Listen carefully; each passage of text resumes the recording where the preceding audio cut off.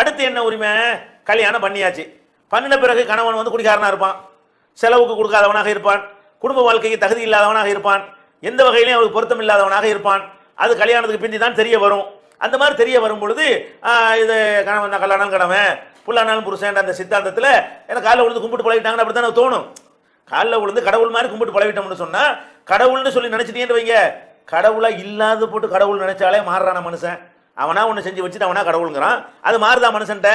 புருஷன் போட்டு கடவுள் கடவுள் கடவுள்னு மாத்திட்டோம்னு சொன்னா அவங்ககிட்ட என்ன குறைய கண்டாலும் என்ன செய்ய மாட்டாங்க, அது மாற மாட்டார்கள்.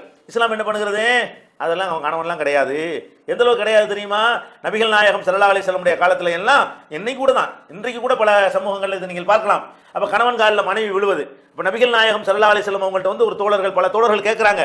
அப்ப இந்த கேட்கும்போது என்ன கேட்கறாங்கன்னு, பல ஊர்களுக்கு நாங்க போறோம், அந்த நாட்டு தலைவர்களுடைய கால்கள்ல அந்த நாட்டு மக்கள்லாம் கீழே விழுந்து சஜிதா செய்யக்கூடிய காட்சியை பார்க்கிறோம். நீங்க எவ்வளவு தகுதியான ஒரு ஆளு, அவங்கள விட உங்க கால நாங்க விழ போறோம் என்று நபிகள் நாயகம் ஸல்லல்லாஹு அலைஹி வஸல்லம் அவங்கள்ட்ட பல சஹாபாக்கள் வந்து கேட்கும் பொழுது அவங்க என்ன பதில் சொன்னாங்க?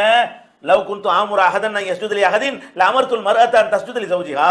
எந்த ஒரு மனிதனையாவது எந்த ஒரு மனிதனுக்காவது காலில் விழுவதற்கு நான் அனுமதிப்பதாக இருந்தால் கணவன் காலிலே மனைவியை விழ நான் அனுமதித்திருப்பேனே. நபிகள் நாயகம் ஒரு ஆதாரம் காட்டுறாங்க. கணவன் காலில் எல்லாரும் மனைவிலாம் விழுந்துகிட்டு இருந்தீங்க, அதை சரி கண்டுகிட்டு இருந்தீங்க, அது தப்பு இல்லைன்னு எல்லாரும் நினைச்சுக்கிட்டு இருந்தீங்க. நான் அதை வந்து உடைச்சேன். அப்ப மனைவி வந்து கணவன் காலில் விழுவதை நான் தடுத்திருக்கும் பொழுது எப்படி என் காலில் நீ விழுவ?